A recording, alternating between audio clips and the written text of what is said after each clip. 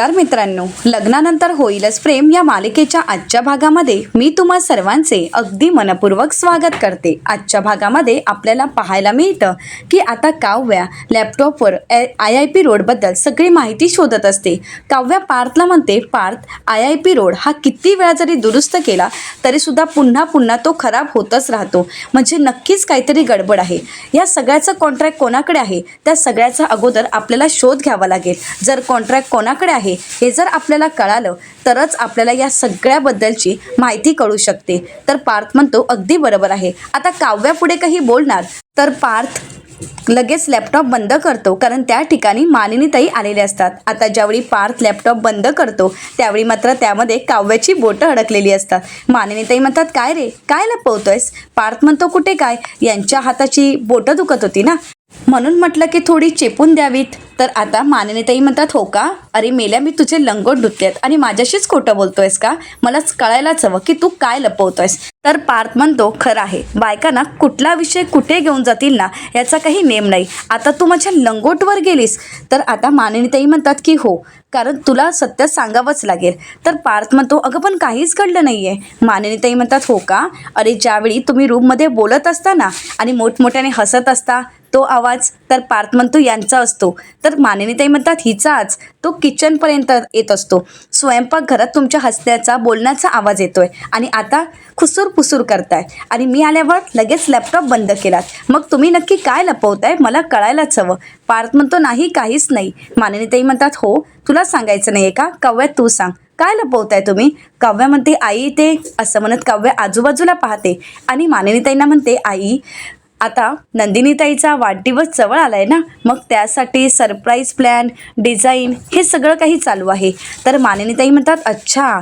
तर काव्या म्हणते, आई, ही डिझाईन बनवून झाली ना की सगळ्यात अगोदर मी तुम्हालाच दाखवेन। मानिनीताई म्हणतात, गुणाची ग माझी सून, बघ, आणि तू, असं म्हणत मानिनीताई आता पार्थलाच ओरडू लागतात। तर पार्थ मानिनीताईंना म्हणतो, तू गॅसवर दूध वगैरे ठेवलंयस का? मानिनीताई म्हणतात, हो, मग हे तू आधी सांगायचं होतं ना रे, असं म्हणत मानिनीताई धावत पळत निघून जातात। तर त्याचवेळी पार्थ म्हणतो, अगं पण मी सांगणार तरी कधी? तर काव्या म्हणते, आता शांत बसावं। तर त्यानंतर पार्थ काव्याचे हात हातात घेतो आणि हातांवर फुंकर मारत असतो। पार्थ म्हणतो, सॉरी ना। काव्या म्हणते, हे सगळं काही तुमच्यामुळे झालंय। तर पार्थ काव्याला म्हणतो, पण आपण ही लपवाछपवी का करायची? काव्य, तुम्हाला माहीत आहे ना, एक गोष्ट लपवली की अजून एक खोटं, दुसरी गोष्ट लपवली की त्यापेक्षाही खोटं, त्यापेक्षा आपण सत्य सांगूयात। काव्या म्हणते, नाही पार्थ, जर आता सत्य आपण सांगण्याचा प्रयत्न केला तर आई किती रागवतील, कारण ज्यावेळी नंदिनीताई आणि जीवा किडनॅपरचा शोध घेत होते हे ज्यावेळी आईला कळालं होतं त्यावेळी आई खूप चिडल्या होत्या आणि आता जर हे सत्य आईना कळालं तर आई खूप चिडतील, कारण अगोदरच मला 4था महिना सुरू झालाय, त्यामुळे मला त्या घराबाहेर पडू देणार नाहीत। त्यामुळे प्लीज पार्थ, आत्ता एव्हाना कोणतं सत्य कोणाला सांगायला नको।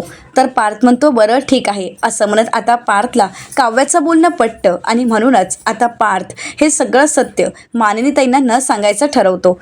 तर दुसरीकडे पाहायला मिळतं, आता सगळं सत्य नंदिनीने आर्याला सांगितलेलं असतं। आता मात्र आर्याला खूप रडायला येत असतं। आर्याचे अश्रू अनावर होतात त्यावेळी नंदिनी तिला सावरते आणि म्हणू लागते, आर्या अगं। तर आर्या म्हणते, नंदिनी अगं काय बोलू मी, सांग ना। अगं, तू हे एवढं मोठं सत्य लपवून ठेवलंयस का? तर फक्त काव्यासाठी। खरंच तुम्हा दोघांनाही सॅल्यूट, खरं तर मी तुम्हा दोघांचीही फॅन झाली आहे। तुम्हाला इथे काव्याची इतकी काळजी वाटते की तुम्ही काव्यासाठी एवढं मोठं सत्य लपवलंय, पण या सगळ्या अग्निदिव्यातून तुम्ही कसे जात असाल हे मी समजू शकते। पण हो नंदिनी, आत्तापर्यंत आपल्या दोघींचं एक सिक्रेट होतं, आता तिघींचं हे दुसरं सिक्रेट। तर आता जीवा म्हणतो, मग तुम्हा दोघांच्या सिक्रेटमध्ये मला पण घ्या ना। तर आर्या म्हणते, नाही, कसं आहे ना, आम्हा दोघींचं सिक्रेट हे खूप वेगळं आहे आणि त्या ग्रुपमध्ये यायला तुला थोडा वेळ लागेल, नंतर बघू। तर जीवा म्हणतो, बरं ठीक आहे। तर आर्या म्हणते, बरं मला एक सांगा, मी तुम्हाला एक गोष्ट सुचवू का? म्हणजे मी तुम्हाला थेटच विचारते, तुम्हाला आवडेल की नाही माहीत नाही, परंतु तुम्ही सरोगेट मदर का शोधत नाही यात?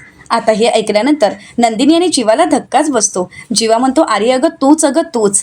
तर नंदिनी म्हणते, आर्या अगं याच गोष्टीचा तर आम्ही विचार करतोय, सरोगेट मदरच शोधतोय, परंतु आम्हाला मिळत नाहीये, कारण आता नियमही तसेच झाले आहेत, कारण स्त्री ही विवाहित हवी, तिला एक मूल असायला हवं, एवढंच काय, तर ती नात्यातलीही असायला हवी, मग कोण मिळणार आहे सांग ना। आर्या म्हणते, मला कळतंय, तरीसुद्धा मी नक्कीच शोधण्याचा प्रयत्न करेन आणि तसं जर कोणाचं नाव सुचलं तर मी तुम्हाला कळवेन।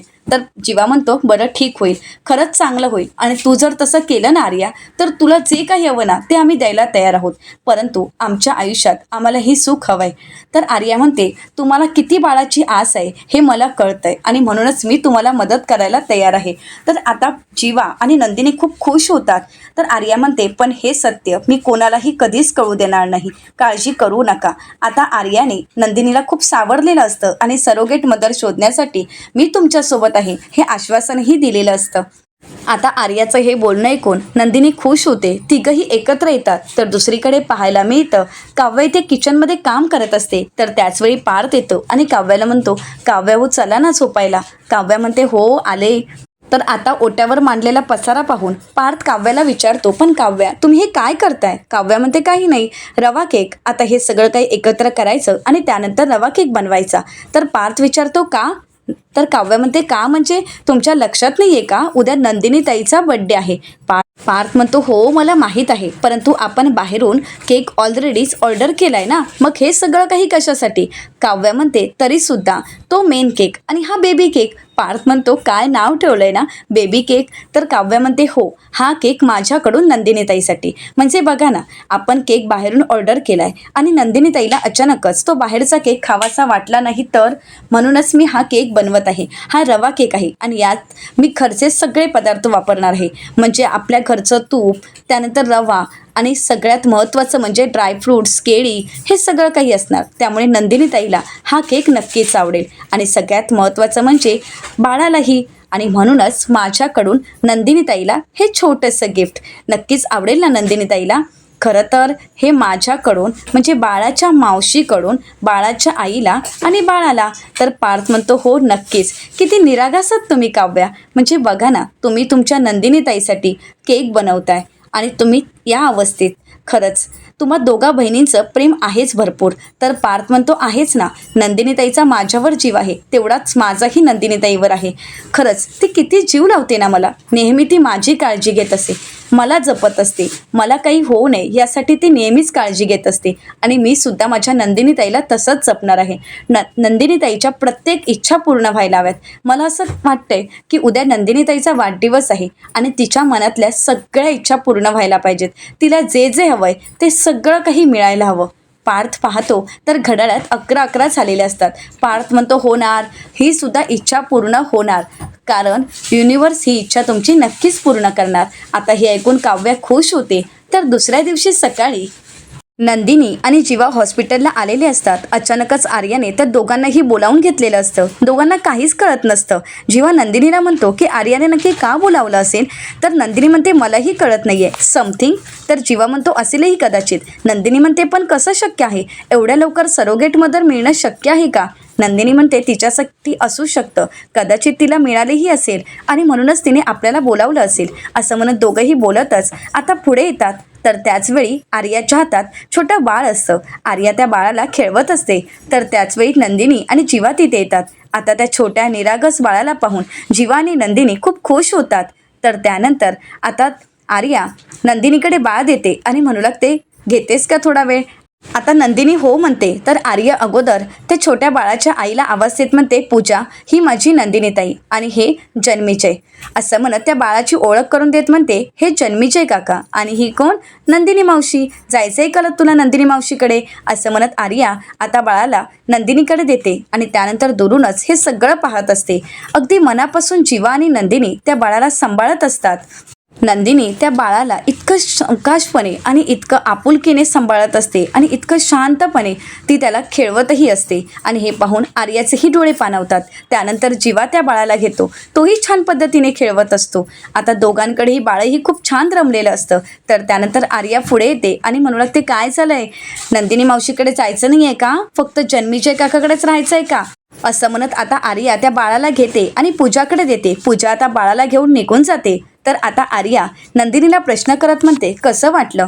तर नंदिनी म्हणते कसं वाटलं काय सांगू, खरं तर आता माझ्या हातात माझं अख्खं जग आलंय असंच मला वाटत होतं. तर त्यानंतर जीवा म्हणतो असं वाटत होतं की हे जग हातातून कधीच निसटून जाऊ नये. दोघांचेही डोळे पाणावलेले असतात. नंदिनीला अश्रू अनावर होतात आणि ती मात्र तिथून निघून जाते.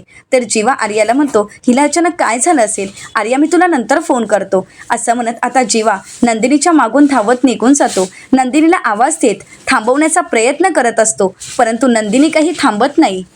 आता नंदिनी जीवाला म्हणते जीवा जोपर्यंत सरोगेट मदर मिळणार नाही तोपर्यंत आपल्याला बाळही मिळणार नाही. जीवा आपल्याला आपलं बाळ कसं मिळेल सांगा ना.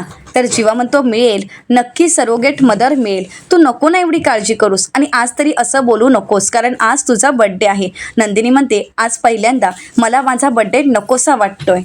जीवा नंदिनीला म्हणतो प्लीज आता तरी असं बोलू नकोस असं म्हणत आता जीवा दरवाजा उघडतो आणि आतमध्ये येऊन पाहतात तर घरात कोणीच नसतं, फक्त अंधार असतो. नंदिनी म्हणते घरात अंधार. जीवा म्हणतो कदाचित लाईट गेले असतील आणि म्हणूनच जीवा आणि नंदिनी पुढे येतात आणि त्यावेळी घरातील सगळ्या लाईट्स ऑन होतात आणि त्यावेळी सेलिब्रेशनची सगळी तयारीही झालेली असते. नंदिनीच्या बड्डेची इतकी जय्यत तयारी केलेली असते की ती पाहून नंदिनीही भारावून जाते. आता सर्वच जण समोर येतात आणि नंदिनीला मोठ्यानेच म्हणतात सरप्राईज हॅपी बर्थडे. तर नंदिनी पाहते तर मागे छान बॅनर असतो, समोर केक असतो, परंतु काव्या कुठे दिसत नसते आणि म्हणूनच नंदिनी विचारते की काव्या कुठे आहे. तर मानिनीताई म्हणतात काव्या थांब असं म्हणत तर पुन्हा एकदा लाईट बंद करतात. तर आता प्रोजेक्टरवर काव्याने खूप छान थीम तयार केलेली असते. नंदिनी आणि तिचे अगदी लहानपणापासूनचे सगळे फोटो एकत्र करून तिने एक छान व्हिडिओ बनवलेला असतो. आपल्या बहिणीच्या वाढदिवसाला तिने हे दिलेलं एक अनमोल सरप्राईज असतं.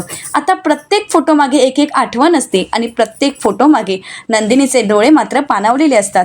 नंदिनीचे अश्रू अनावर होतात. प्रत्येक फोटो ते अगदी नंदिनीच्या आणि काव्याच्या लग्नापर्यंत, होळीच्या सणाचे किंवा नंदिनी आणि काव्याने एकमेकांसोबत घालवलेले प्रत्येक क्षण हे सगळे त्या प्रोजेक्टरवर दिसत असतात आणि सर्वच जण ते फोटो पाहून भारावून जातात. त्या दोन्ही बहिणींमध्ये असणारं प्रेम आता काव्याने त्या फोटोमधून व्यक्त केलेलं असतं. आता काव्या स्वतःहून व्यक्त होत म्हणते नंदिनीताई तू एक आदर्श मुलगी आहेस, तू परफेक्ट सून आहेस, उत्तम बायको आहेस आणि माझी बेस्ट फ्रेंड आहेस असं म्हणत काव्या केक घेऊन पुढे येते. आता सगळ्या लाईट्स ऑन होतात तर काव्या पुढे म्हणते या सगळ्याच्या पलीकडेही तू माझी बेस्ट बहीण आहेस असं म्हणत आता काव्याने तिच्या मनातील भावना नंदिनीसमोर व्यक्त करताच नंदिनी खूप भावूक होते. आपल्या बहिणीविषयी असणारं प्रेम तिच्या डोळ्यातून दिसून येत असतं. काव्या नंदिनीला म्हणते माझी ताई नंदिनीताई, खरंच आय लव्ह यू नंदिनीताई असं म्हणत ती नंदिनीला मिठी मारते. तर आता नंदिनी काव्याला म्हणते थँक्यू सो मच सगळ्यासाठी आणि ह्या व्हिडिओसाठी सुद्धा. तर जीवा म्हणतो हो ना, ह्या व्हिडिओमुळे नंदिनीच्या चेहऱ्यावर किती छान स्माईल आले, खरंच थँक्यू सो मच. तर काव्या म्हणते बस का जीवा, अरे काव्याची बहीण आहे नंदिनीताई आणि तिचा बड्डे आहे, तिचा जन्मदिवस, मग का असं साधासुद्धा होणार आहे का, जंगी व्हायला नको का असं म्हणत काव्याने आपल्या बहिणीसाठी खूप छान सरप्राईज प्लॅन केलेला असतो. आता मानिनीताई पुढे येत नंदिनीला गिफ्ट देत म्हणतात नंदिनी तुला वाढदिवसाच्या खूप खूप शुभेच्छा. तर त्यानंतर विक्रमसुद्धा गिफ्ट देत म्हणतात नंदिनी तुला वाढदिवसाच्या खूप खूप शुभेच्छा, तुझ्यासारखी चांगली गोड आणि प्रेमळ मुलगी जन्माला घातली म्हणून धन्या आणि वहिनींना खास फोन करून धन्यवाद म्हणावं लागेल असं म्हणतात. सर्वच जण हसू लागतात. आता नंदिनी त्या दोघांचेही आशीर्वाद घेते. तर आता विक्रम म्हणतात खूप खूप आशीर्वाद. तर त्यानंतर आता सर्वच जण नंदिनीला गिफ्ट देण्यासाठी पुढे येत असतात. आता पार्थ पुढे येतो आणि म्हणू लागतो समंजस शांत स्वभावाची मुलगी मोहितेंच्या घरी जन्माला आली आणि त्यानंतर काव्याला पाठवलं देवाने. तर काव्या म्हणते म्हणजे मी शांत आणि समंजस नाही आहे का. तर पार्थ म्हणतो मस्करी केली हो. तर आता काव्या आणि पार्थ नंदिनीला गिफ्ट देतात आणि त्यानंतर मिथुन काका गिफ्ट देतात आणि नंदिनीला म्हणतात नंदिनी तुला वाढदिवसाच्या आभाळभर शुभेच्छा. आता वसू आत्यासुद्धा गिफ्ट देतात आणि त्यानंतर आशाताई, प्रत्येकजण नंदिनीला गिफ्ट देत नंदिनीवर गिफ्टचा आणि आशीर्वादांचा वर्षाव होत असतो. आता सर्वच जण एकत्र येत नंदिनीच्या बड्डेचा केक कापायला घेतात. पार्थ म्हणतो बरं चला केक कापायला घेऊ, नाही तर केकला वाईट वाटेल. तर मानिनीताई म्हणतात अगं ही काव्या पण आपण फक्त एकाच केकचं प्लॅन केलं होतं ना, मग हा दुसरा केक. तर आता काव्या म्हणते हां आपण एकाच केकचं प्लॅन केलं होतं पण हा दुसरा केक माझ्याकडून म्हणजेच बाळाकडून तिच्या आईसाठी. आता हा बाळ बनवू शकत नाही म्हणून मी बनवलंय, पण बघू आता मी बनवलेला हा केक बाळाच्या आईला आवडतो की नाही. तर त्याचवेळी आर्याची एंट्री होते. आर्या म्हणते नक्की आवडेल असं म्हणत आर्या पुढे येते, नंदिनीला मिठी मारते आणि म्हणू लागते हॅपी बर्थडे नंदिनी. तर आता सर्वच जण केक कापण्यासाठी उत्सुक असतात. तर आता मानिनीताई म्हणतात सुरी कुठे आहे? तर पार्थ म्हणतो काव्या व सुरी कुठे आहे? हेच का तुमचे नियोजन? तर आता मिथुन काका म्हणतात बरं बरं मी घेऊन येतो. आता मिथुन काका सुरी आणण्यासाठी जातात. तर इकडे आर्या जीवाला बाजूला बोलावून घेते, जीवाच्या हातामध्ये एक वस्तू देते. तर ती पाहून जीवा खुश होतो आणि म्हणू लागतो म्हणजे सरोगेट मदर? तर आर्या म्हणते हो. आता जीवाला खूप आनंद झालेला असतो. जीवाला ह्या बड्डेचं सगळ्यात मोठं सरप्राईज नंदिनीला द्यायचं असतं आणि ते सरप्राईज त्याला मिळालेलं असतं. आता नंदिनी केकवर असणाऱ्या मेणबत्त्या विझवण्यासाठी फुंकर मारण्यासाठी पुढे येते. तर त्याचवेळी काव्या म्हणते ताई अगं आता फुंकण्यापूर्वी एखादं विश तरी माग, एखादी मनात इच्छा तरी व्यक्त कर आणि त्यानंतर कॅन्डल्स फूक, म्हणजे तुझ्या मनातील इच्छाही पूर्ण होईल. आता नंदिनीच्या मनातील इच्छा ही जीवाला चांगलीच माहीत असते, परंतु इच्छा व्यक्त करत असताना मनातल्या मनात बोलत असताना नंदिनी भावनिक होते, तिला अश्रू अनावर होतात. तरीसुद्धा नंदिनी आपल्या मनातील इच्छा ही देवासमोर व्यक्त करत असते. तर मिथुन काका म्हणतात जीवा अरे हे मला अजिबात आवडलं नाही. अरे तुझी बायको तिच्या मनातील इच्छा व्यक्त करत आहे आणि तू मात्र असाच उभा राहिलायस का? अरे तू तिच्यासाठी कविता वगैरे केली आहेस की नाही? अरे मग जर केली असशील तर बोलून तरी दाखव. जीवा म्हणतो हो हो असं म्हणत जीवा नंदिनीच्या बाजूला येऊन उभा राहतो आणि नंदिनीच्या डोळ्यात पाहत नंदिनीसाठी बनवलेली कविता तो व्यक्त होत म्हणतो, तुझ्यासाठी तुझ्या अगोदर मी त्याच्याकडे मागितलं, तुझ्यासाठी तुझ्या अगोदर मी त्याच्याकडे मागितलं आणि म्हणूनच देवाने मला तथास्तु म्हटलं असं म्हणत आता जीवा नंदिनीच्या हातावर बाळकृष्णाची मूर्ती ठेवतो. आता ते गिफ्ट सर्वांनाच आवडलेलं असतं आणि जीवाची कविताही सर्वजण टाळ्या वाजवतात. तर विक्रम म्हणतात खरंच किती फार सूचक असं गिफ्ट आहे. तर आता जीवा नंदिनीला म्हणतो नंदिनी तुझी इच्छा पूर्ण झाली, आपलं बाळ तिच्या पोटात वाढवायला आई मिळाली.